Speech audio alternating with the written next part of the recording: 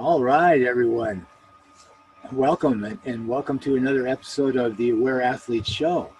So as always on the Aware Athlete, we're not concerned with ribbon and medals and trophies, but we're concerned with the invisible trophies, the invisible rewards, the reasons we do what we do.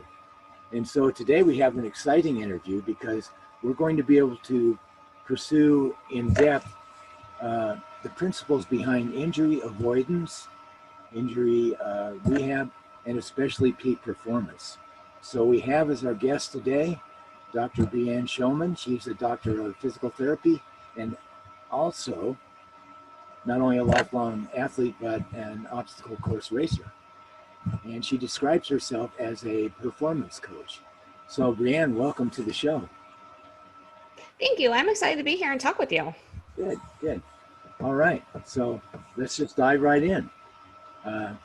Sounds good. Background. Growing up, I understand that you've always been an athlete. And so can you talk about how that began and maybe anything that influenced that? Yeah, I was a kid in the time when it's like you just played whatever sport was in season. So I played softball in the summer and I played soccer in the fall and, swam in the summer and just did a little bit of everything. And then once I got into middle school, older elementary, but especially middle school, I started not necessarily focusing on a certain sport, but I got more involved with soccer. Started to play competitive league, travel teams, that sort of thing.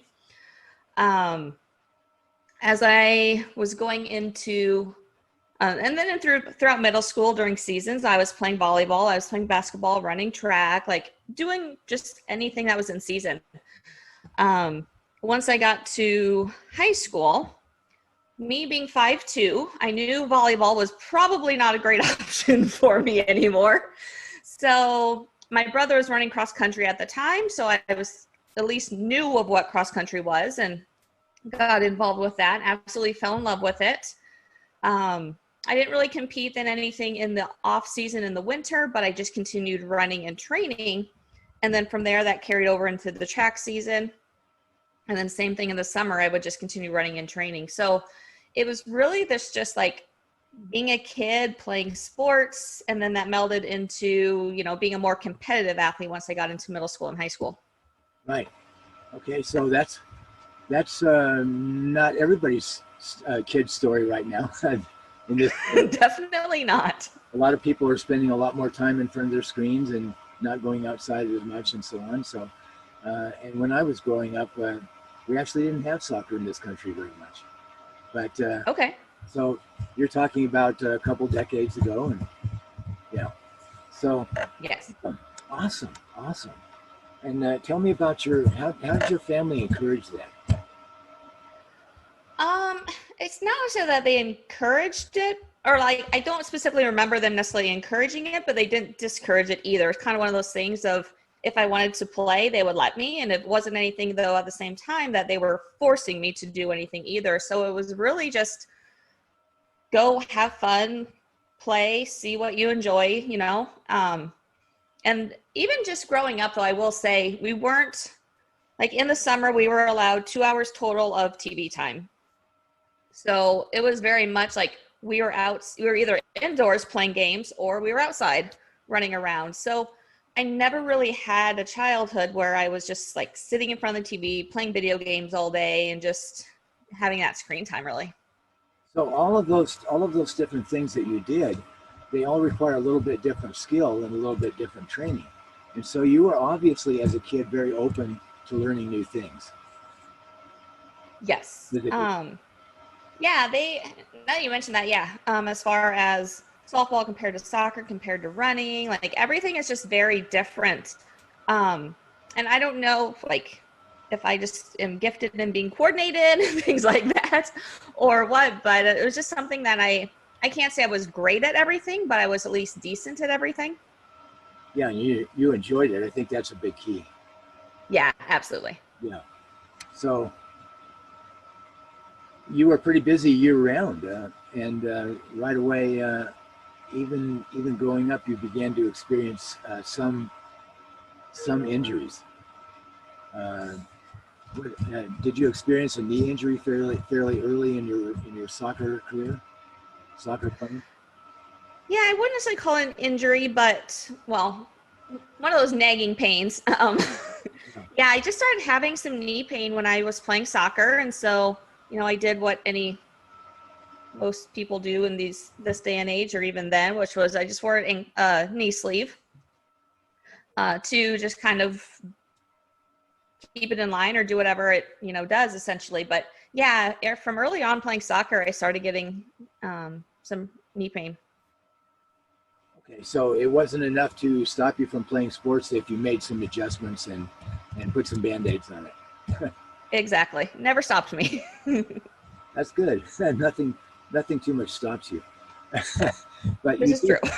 You shared a little bit about an injury that you're dealing with in recent times or now.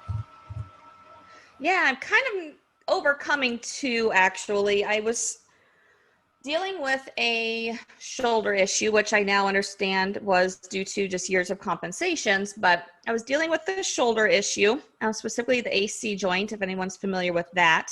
Just a lot of laxity in there, and so was starting to get some compression because of that. So as I was dealing with that, I was naturally running more and getting out on the trails more, plus COVID was in full force, and so gyms were closed anyway. And I was on a trail run, turned my ankle, and ended up injuring my foot pretty bad in the process, which put me in a boot for 7 weeks. Yeah. So you're coming back from that. So talk about that a little bit. Coming back from that injury, you're doing it incrementally.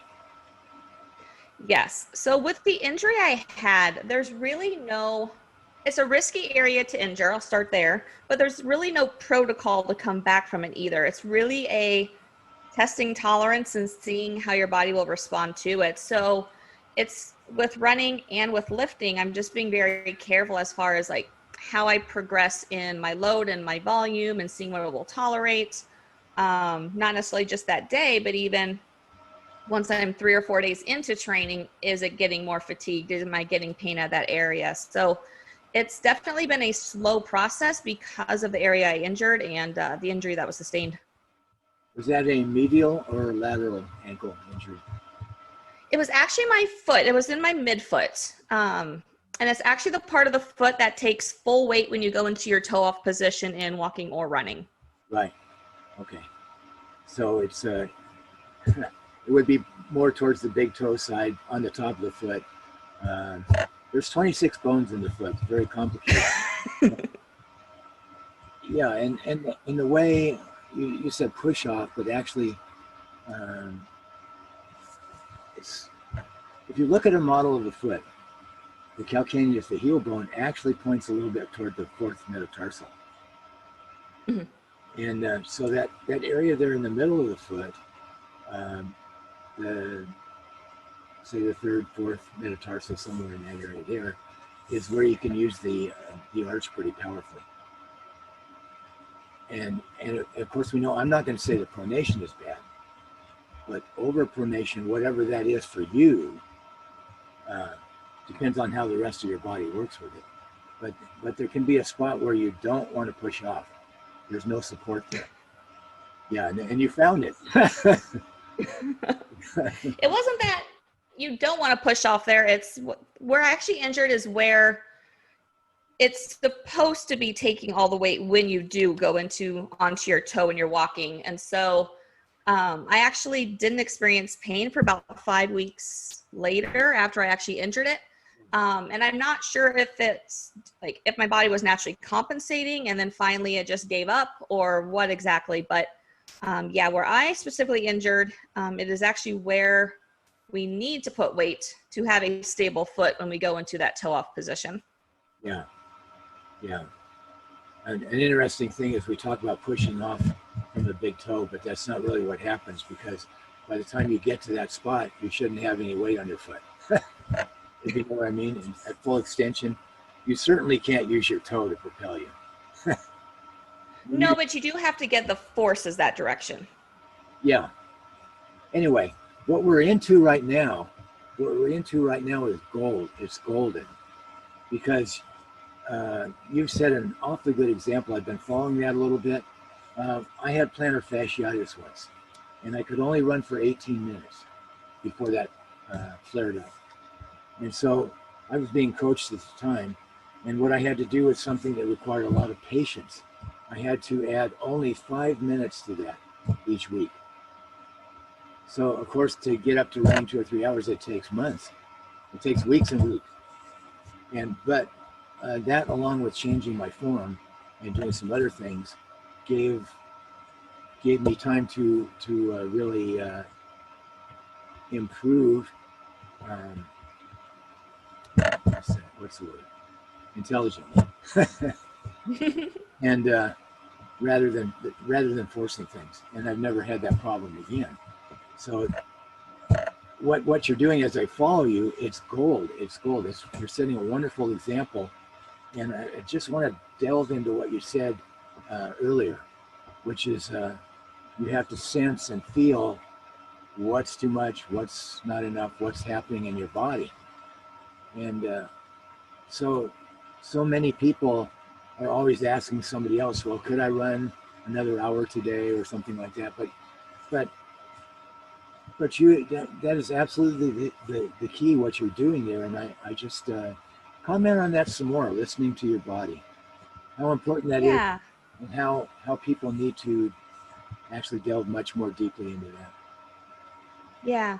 So first and foremost, pain, any sort of pain discomfort is essentially information. It's not necessarily a good thing. It's not necessarily a bad thing. It's just telling us to be aware of something or to assess something. And it does take time to learn your body, learn what things feel like, but there is some discomfort that is okay to push through because it's just it's just getting used to the volume or the tolerance and that sort of thing. But you also, at times, we get pain that it's like, you know what? I think if I push this anymore, it's going to be detrimental to myself. And you really have to be able to learn to, one, find that line, but two, accept that line and not just keep pushing through. Because there's times it's like, I would love to go a little bit heavier or run one more cycle in my run walk cycle. But I know if I do that, I'm going to be paying for it later, and I may not be able to train for a couple days if I do that. So it's really listening to your body and being able to determine, if I continue pushing, is this going to be a good thing because I'm gaining tolerance, or is it going to be a bad thing because I'm going to injure myself further? Exactly. So finding that line, Brianne, that's cool. That's cool. It is. No, I love that. So you also said you were talking about the big toe, the direction of push. So that gets us into something else that you've talked about. And that is, I've heard you say, and I agree 100%, that when you have an injury or a pain or something that's not going quite right in one area of your body, it may not be that area only that's really the problem. So, in other words, when you run, more or less, your foot and knee should be pointing forward. So the direction of what we do. So that involves the whole chain. Can you comment on that? That doesn't involve just the Our body is definitely all connected, and it truly is, from the foot to the head, it's all connected. And so if we have issues anywhere in our body, it can affect anything up or down the chain. So just because maybe your foot's rotating out or your foot is overpronating, it doesn't mean the foot is where it's coming from. It could be coming from something that's going on at the hip. It could be coming from the back. It might be coming because your torso is rotating too much when you're running, and it's causing you to have to counterbalance on that bottom part. There's just so many things that play into it. And the downfall I see with a lot of people, whether they're self-treating or going to rehab, is we just get very focused on, well, this is where the area of pain is, or this is the area that's appears dysfunctional. And this is the area where we have to treat, but that's not always the case. And it's typically not the case. I'll say most times, unless it's a traumatic injury, most injuries are like something else is going on somewhere else. Okay, so you call yourself on your website not a normal PT, but a performance coach. Talk about that a little bit. Yeah, it was funny. I just had a conversation with a colleague recently that it's like, we're almost trying to separate ourselves and almost get rid of that PT title other than using it just as a title because it's there. Because the way I look at things is our healthcare system is very reactive. We have an injury, we go for help, we take care of it. At least when we're talking medical. I love the way like dentists are and eye doctors are. You go a couple times a year or once a year just for those routine checkups to make sure everything's okay. Like that's the way I think physical therapy should be viewed is let's look at how the person's moving once a year. Let's assess, make sure nothing crazy is going on that are going to create these injuries. So I've really transitioned my business and my career into more of the coaching aspect. Yes, like injuries happen, life happens, things happen. But for the most part, if we can improve how we're training, work on our functional mobility, work on our stability, get us moving better, get our form better, and even just looking at like how much volume we're doing in a week and are we ramping up properly, if we like take all that into account and train better, most of these things don't happen, and so we can perform a lot better. Absolutely. So also if we're obsessed in this culture with achieving and doing rather than enjoying the process, and as you grew up you enjoyed the sports you played. In fact, what's the point if you're not having fun? But yeah, so we're so obsessed with doing and achieving that becomes probably one of the main obstacles to listening to ourselves. Yeah. Would you agree with that? How would you comment on that? It is. And it's one of the reasons I'm really not a fan of Strava and a lot of those different apps and a lot of the wearables, just because we do get so engrossed in hitting that faster time or hitting like these certain numbers that we forget to actually listen to our body and do what our body wants. Yeah. Like it's good to have a training plan. It's good to have, a plan in front of you, but we need to be able to adapt to that. So if you're supposed to run 10 miles today at like race pace, but you're just not feeling it, be okay with backing down that distance or backing down that pace. But we really need to get away from being so data driven and accomplish driven and achievement driven that it's not a bad thing to be, because that is how we meet goals, but we also need to remember that we need to listen to our bodies in that process. Yeah. So if we do that, then we'll achieve more than we would have. Absolutely. I believed that for a long time, but even this year I'm learning more about how that's true. Because I'm doing some new things that actually slow me down a little bit, and I'm going, hey, I bet if I pursue this for a while, I can do more than I thought, because you can absorb that training instead of beating yourself up. And never too good an idea to beat yourself up. Anyway, never a good idea. but we do it anyway. So I have a lot of experience with physical therapy. I've worked in that field for 10 years, and as an assistant.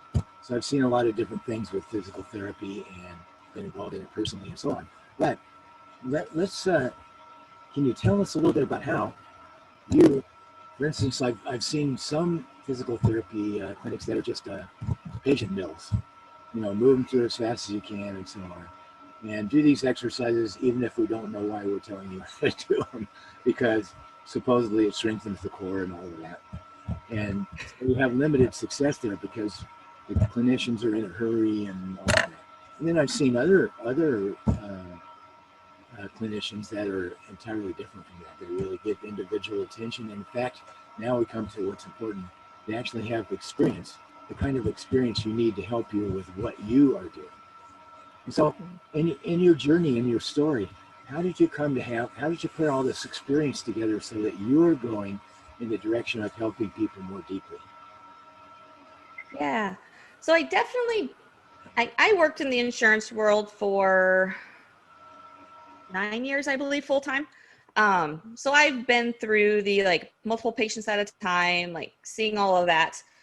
Um, and a lot of where kind of what I do stems from is seeing how many therapists that I worked with or just people I talked to are like almost are just very cookie cutter as far as if they see a knee pain or a back pain or a hip pain or whatever it is, it's like, okay, this diagnosis, they get these exercises. And it's just very like cookie cutter, run of the mill type stuff. It's not really looking at the person and how the person's moving, what they're doing, what they need to get back to, and how do we strengthen that appropriately. Like, I don't know how many runners I talk to that at therapy, they're doing bridges and clamshells and leg lifts and all these laying down things. When as a runner, we need to be able to function standing up, and there's not a lot of carryover there. So I just really started looking at how I was doing things, how like where there's a better way to do things and how to, get myself to that point education wise and what I need to do in order to get myself there. But yeah, I just get really frustrated with seeing these very cookie cutter clinicians that just do the same thing with everyone. So not only your experience as a child growing up playing all these sports, but also your experience in the capitalist system there a little bit, where money is the main thing and the person comes a little bit after that. Yeah. So that Absolutely. Those blended together to have you seeking this direction of helping people more deeply. Yeah. Mm-hmm. Somebody. So I'm glad you were able to put those things together that way. That's cool. Thank you. Can you talk a little bit about, first of all, something most runners would never think about? Can you talk about the emotional aspect of getting injured in Yeah, that's a great conversation. That could be an hour-long conversation itself. Yeah. Dealing with injury. So it's really interesting. And I actually talked to some other people about like emotions around injuries. And so like just the injury itself and the stuff that we notice on the outside, a lot of people use running as stress relief. They use it as like their mental therapy. They use it as their social hour. There's so much tied into running besides just going running. And so when we are injured and that's taken away from someone, and we can tie that to all sports actually, but when we take that away from someone, it's like they temporarily lose their identity. They temporarily lose their support system or their social system.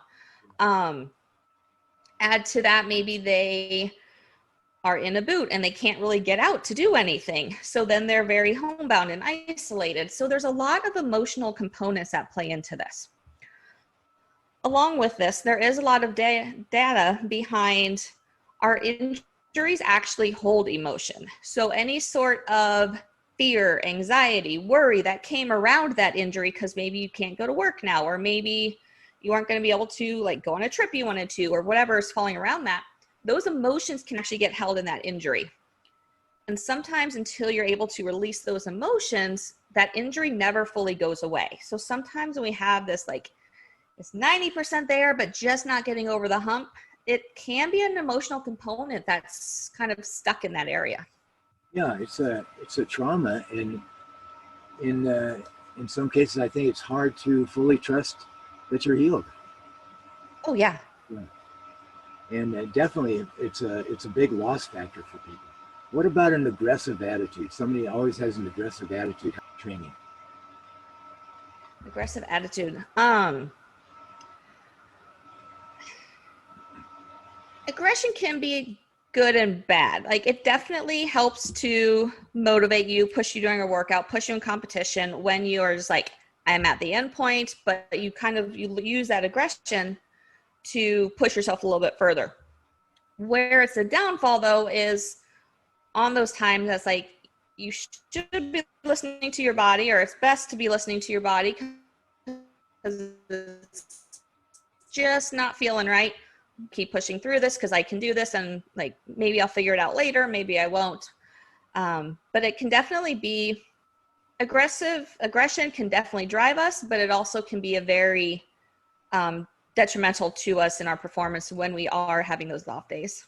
Yeah. So it's another one of those things of finding the line. Yes. Okay, so now we've kind of moved ourselves toward the idea of, I think you believe in holistic training. All right. So let's go ahead and talk about holistic training. What is holistic training for you?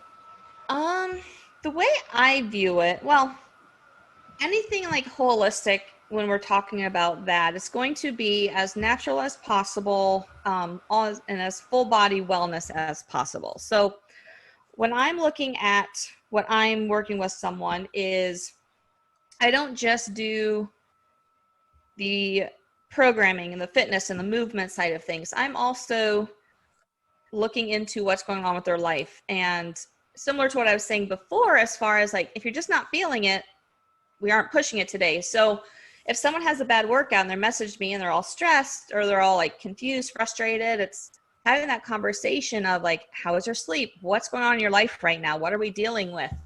Because so much of whether it's work stress, like breakups, family stuff, like all of that impacts how we perform. And so we need to pull all of that into it.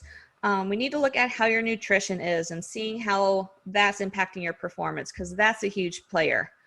And then from there, it's learning how to recover properly through sleep, through controlling stress. What foods can we incorporate for decreasing inflammation in our bodies? How can we actually how can we heal faster? How can we recover faster?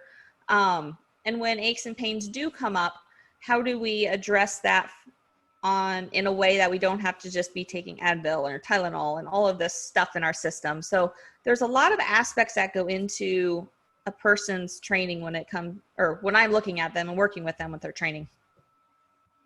Okay, so comment a little bit about sleep. The almighty sleep. When it comes to sleep itself is an anti-inflammatory. I mean, that's where you get rid of a lot of things. Yeah, essentially our bodies do most of its healing when we're sleeping, which is kind of the like catch-22. A lot of times if we're injured and we have pain, or we've had a surgery or things like that, we're in pain, we don't sleep well, so our bodies aren't healing well. So it is kind of this negative cycle there. But yes, our bodies heal at night, both physically as well as mentally. There's actually a lot of science behind when we sleep is actually when our memories get processed and get stored away, and all these toxins are cleared out of our brain. So there's a lot of neural stuff that goes on too when we sleep. Along with that, with sleep, when we are sleep deprived, our stress hormone cortisol increases. When cortisol increases, our testosterone naturally decreases. So we don't perform as well. We can't build muscle. We can't repair muscle. We can't do a lot of this stuff. And what else? Oh, with sleep as well.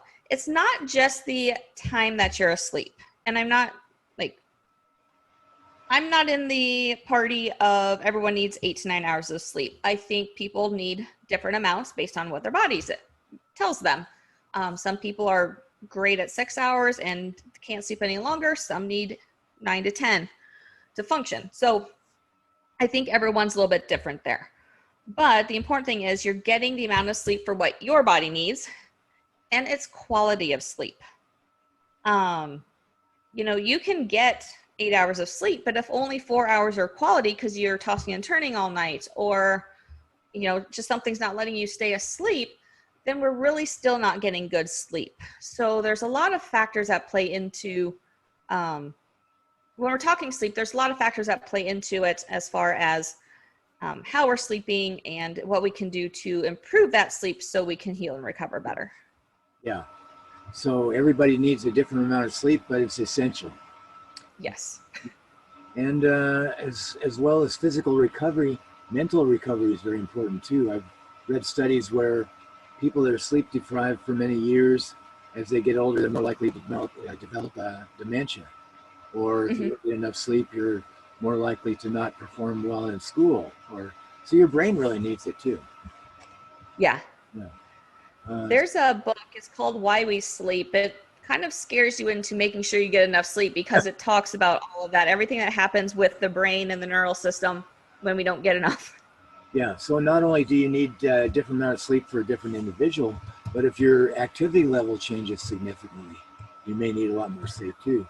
For instance, somebody who is a professional athlete in Kenya they might even take a nap in the middle of the day, work out in the morning, sleep, eat, take, do another workout and sleep some more. So it becomes very Yeah. popular that way. But sleep really varies according to your needs too.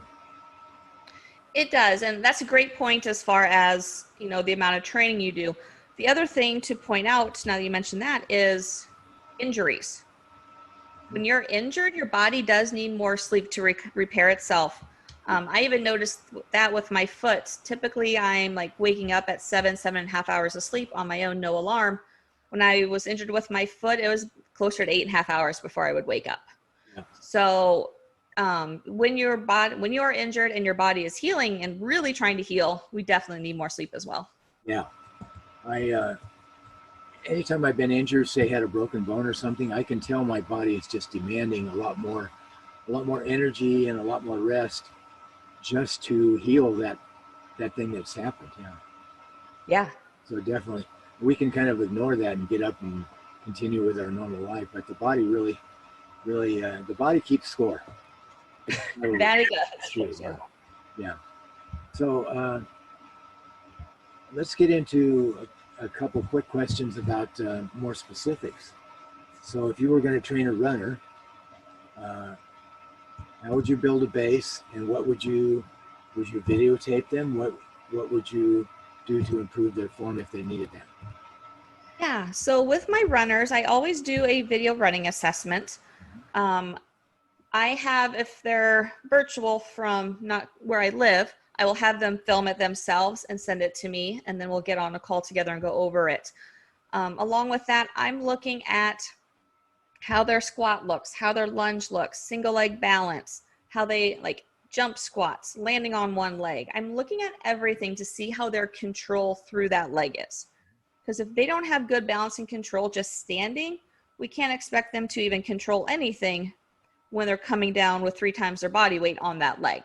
Yeah. So I do a full both running and movement assessment to see what's going on with them. And then from there, I give them the necessary running drills to correct any form issues, as well as strength drills to not only address whatever weaknesses they have, but also just strength as a runner as well. Okay. Good. So how do you build a base with a runner? It depends on what their goals are. Well, obviously everything depends on goals. Like I'm going to do something different for someone who's training to run a 10K versus a marathon. Um, but for building a base, always need to figure out where they're at and what they can do. If they can't even stand on a single leg without falling over, I may start there with them. It's just working on that single leg balance and control, with doing some different like leg movements and that sort of thing. If they can balance there, but it's more of the knees are collapsing in, or then I'm looking at what do we need to do hip strength wise to keep that from happening? What do we need? And then everyone always gets foot strength stuff because I think foot strength is very important to me and what I do. So I'm always working foot strength with everybody. And then we don't realize it, but with runners, there is a lot of upper body strength that is required there as well. So even though someone's a runner, I'm still going to be doing upper body stuff with them as well. If they have equipment at home, we can use, or have a gym, then we can use dumbbells, barbells, that sort of thing. If not, we can just use body weight and train that way. But I'm always doing upper body work. I'm always doing core work with people as well. Now, I love your powerlifting videos, and deadlifts to me are they're fun, and they're so functional. I have never gotten into the Olympic style lifts that require all that coordination, and I love that you can do that. Uh, but so at one point I was deadlifting 400 pounds or something like that. That was my maximum. But that's not required really. You don't have to do that. I cannot see a Kenyan marathoner deadlifting 400 pounds. But you know, some functional things they do. I know they do some drills and so on like that. Now, if it's fun for you to lift 400 pounds, that's great, and it's not really detrimental unless you really want to specialize in endurance running. Correct. And then you have to temper it a little bit. But so let's get into the neurology aspect. So I'm loving this conversation with you. You know, I can't have this with everybody. We're really getting into some of the things that are really important for training. So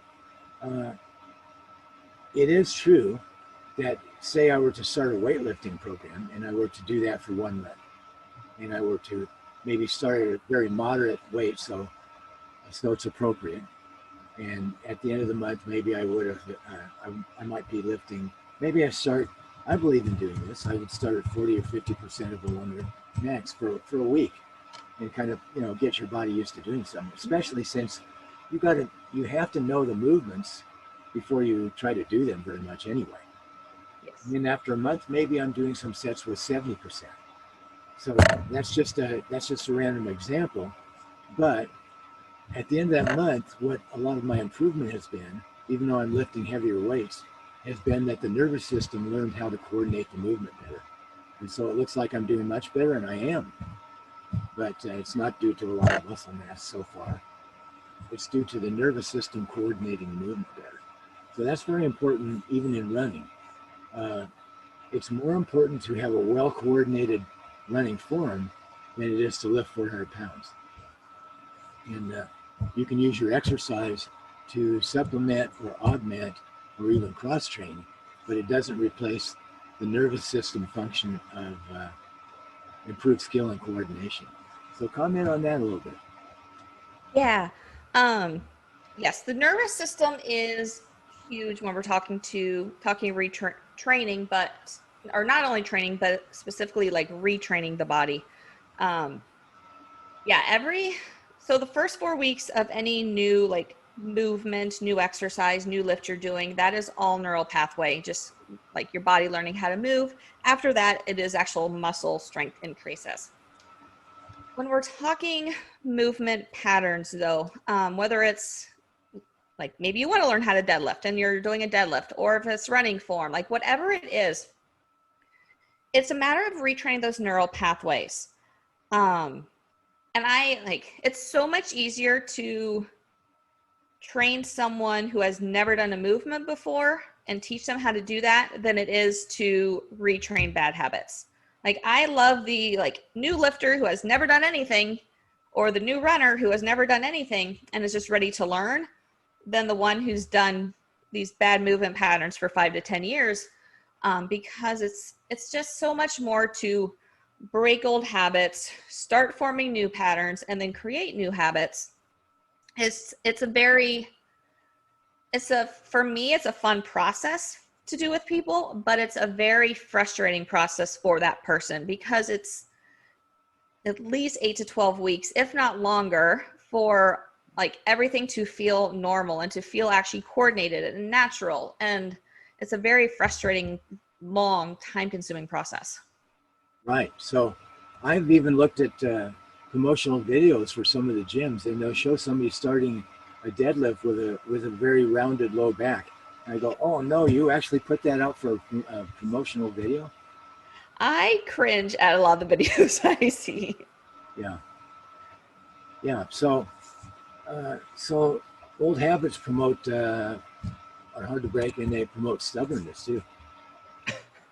And they can't. So what do? You said very frustrating. I think that's a wonderful word to use at this point in the conversation, because it can be very frustrating for a person not to be able to learn something new and they kind of know they're not getting it, but they can't get it. Or can be very frustrating for a coach to say, no matter what I try, this person still does this way. So you train yourself incrementally.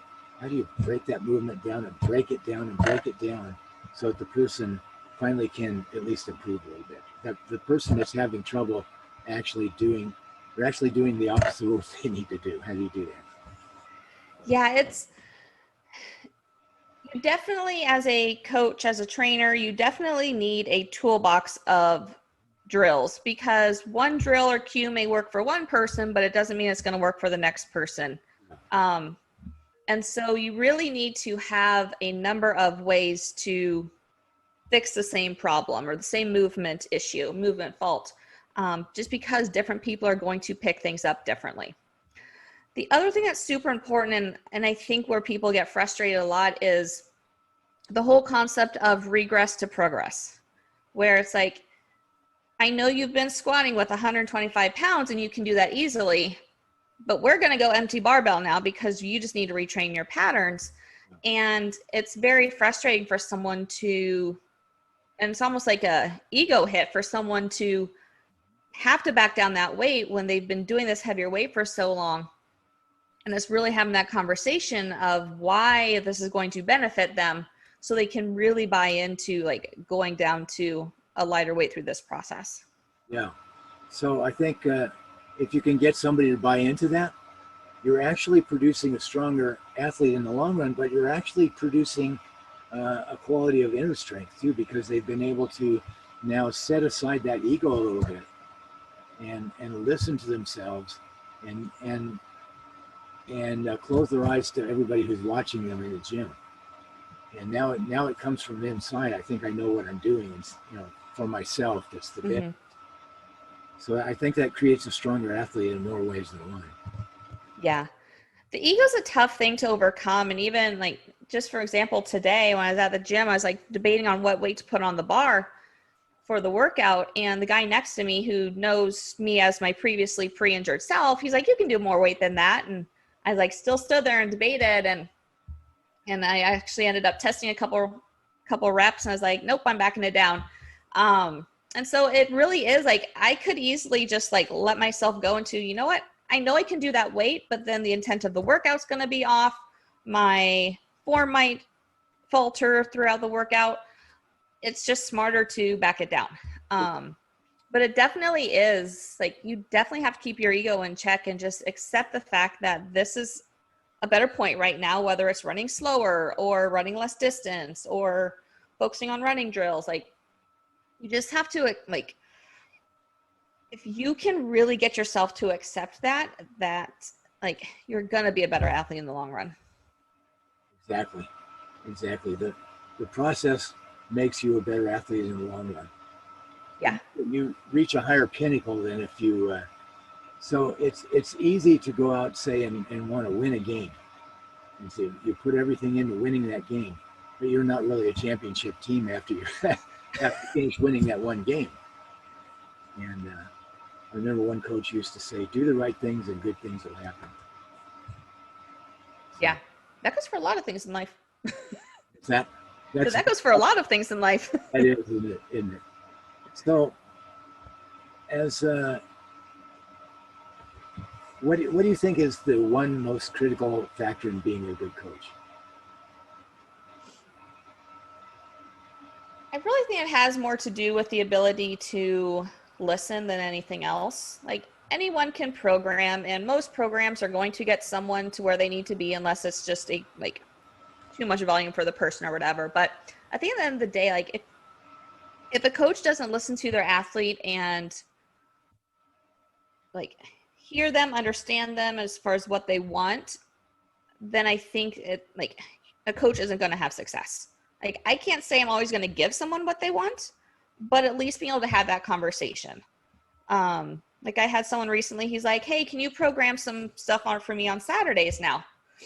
And that would mean no rest day for him. So I had that conversation, like, well, like, we need a rest day. We need this active recovery day, having that conversation. So it's not that a coach is always going to do exactly what someone wants, but it's listening to them, understanding them, and being able to communicate with them in a very, in a, what's the word I want? In a constructive way. Okay, great. Because I 100% agree with you. Anybody can write a program, or you can buy them, or you can read them, but it's not because you've developed a skill within yourself to know how to train yourself. You actually can apply that to others. So we're back to, where are we in the moment? What's our reality? And so that's really awesome, because indeed anybody can write a program. And if I write a program for somebody and that's all I do for them, I don't really feel like I've done very much for them. Yeah, exactly. Yeah. So tell me, now in this age of COVID, I'm sure you're probably doing some coaching online. Yeah, even before that, I was quite a bit virtual anyway, but COVID has definitely gotten me even more virtual than what I was. So I'm probably, at this point, I'm about 90% virtual with my coaching. Yeah, that's a lot. Yeah, I prefer it. For me, I I've gotten really good. I've spent the past couple of years getting good at just like looking at movement patterns and being able to pick stuff up via video. And so I really enjoy being able to do that and just really like get on with someone and like break it down, show them where their faults are, and so they can get a good visual of it, and just really go from there. So this is something important, I think, for everybody. Virtual has become a lot bigger in most people's lives in terms of the COVID situation, and it certainly has its advantages. I can talk to you right now because you're in Arizona, I think, and I'm in Oregon, and so it's a great thing. But how do you form that relationship? Say if you were going to coach somebody, you're going to meet them at the gym 3 days a week or something, that would be one thing. But or you're going to meet them out at the track, or whatever. But how do you coach somebody and maintain that connection? And do you find, I think for a lot of people, it's easier to distance themselves, from somebody and not really develop much of a relationship when you're online.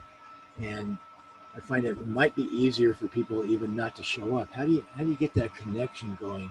And this is for coaches, for athletes, or for anybody in the COVID era.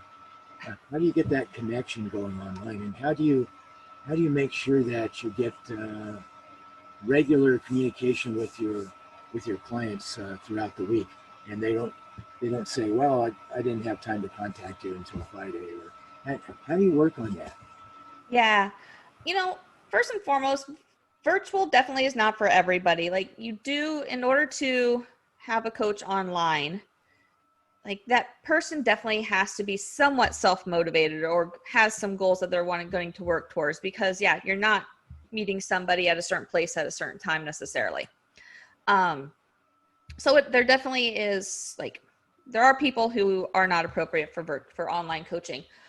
But I make it easy for people to be able to communicate with me. One, the program I use, the software I use for programming for them, I can see whether as long as they like mark it off, I can see whether they've done their workout or not. But even if it's like we don't have a call scheduled, they still know if they reach out to me with a question, I'm going to get back to them that day. So it's not like I'm going silent on them by any means. I'm always there to answer questions for them. If something happens, they need to get on a call, I'll find time to get on a call with them. So there's definitely, even though we're miles apart, states apart, there definitely is still that communication that can very easily go back and forth.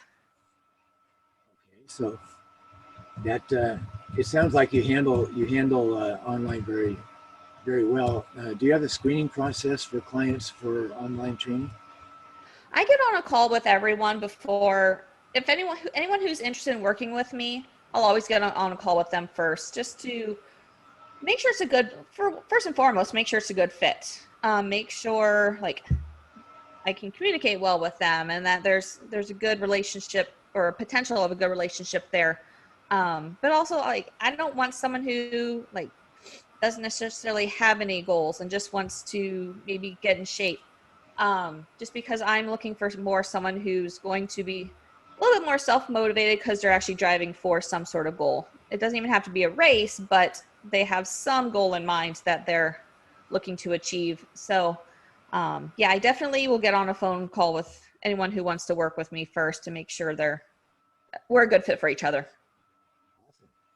So that's why you're a performance coach. You Yeah. got it. So uh, I think this has been a great conversation. I really appreciate it. And, Yeah, you're welcome. and is there anything particular? Well, let me ask you one more question. It may not take very long, and maybe it will. I don't know. But do you advise, or do you encourage, or use any forms of meditation or any other forms of mental training that you do with your athletes? Yeah. Me personally, I meditate every morning. Mm-hmm. Just it helps me to kind of set my day. As far as with my athletes, I don't necessarily force them to do any sort of meditation because it's not for everybody. But with that said, like of I have the view that meditation is different for different people. So it's like I may, if I'm going paddleboarding that day, I may not meditate in the morning because being on the paddleboard, being outside, being in nature is very meditative for me. So meditation for someone or being like in that meditative state may just be going for a hike. Um, it may be just doing 5 minutes of deep breathing just to kind of reset your diaphragm a little bit. So it's different for every person. I think the most important factor is finding that time to just have time, like quiet time or time to yourself. Because I think that's what's lacking most in our societies. We're all just very much go, go, go. I'm around people constantly. I'm doing something constantly. We don't take time just to sit, be still, be quiet. And so I think that's more important than anything else. I agree 100%. Yeah. So uh, this we have to still some of this busyness that we have constantly, and I think the stiller we get, the more still we get, the more that we can put aside for at least a time, maybe to start the day. Uh, the deeper we connect to ourselves, and the deeper that actually we actually know what we should do today. Absolutely. I 100% agree with that. Yeah. So, is there anything? It's been fantastic. I just love it. And is there anything that you would really like someone who's listening? There's been so many gems here, gems that people are paying attention. But is there any one thing that you would like them really to remember out of this conversation? I think the biggest thing when we're talking about I'm big about resiliency and creating a resilient body, being a resilient athlete. And for me, that comes down to how your body is moving. And really making sure we're moving in functional manners, and we're moving in with proper technique. Because the more we, one, stop moving, but two, just continue on with these faulty movement patterns, the more risk of injury we are, the more nagging injuries we get, and the shorter our lifespan as an athlete will be. Absolutely. And so let me add one thing to that, and that is you've been, in what you've shared, I can tell you're very good at picking up function, lack of function, where improvement could be made. So I'm going to say that probably you can learn to function better, and then your life improves, but you're never done learning. You're never done learning physically or in your body. So I know I'm so thankful for the things that I have learned, because I'm 70 years old, and I still can do the things I love, and that's what it's about. But I know I have more to learn. There's always more to learn. Absolutely. Yeah, more to learn. Brianne, this has been wonderful, and I would like you to be able to tell people how they can get in touch with you. Yeah, absolutely. Appreciate that. You can check out my website. It is getyourfixpt.com. My email address is on there, but otherwise you can email me at Brianne, Brianne, at getyourfixpt.com. I am all over Facebook. Just search my name, you'll find me. And then I do have a podcast if you want to check that out called Highly Functional. Yeah, I wanted to get that in, and here we are at the last minute. Tell people how they can find the podcast. Yeah, it is on all. I actually haven't checked on Spotify since they started bringing podcasts on to see if it's on there, but it is on all the normal podcast apps, iTunes, the Google Play Store. Otherwise, you can search highlyfunctional.org online and find it there. Okay, highlyfunctional.org. All right. Thank you so much, Brianne.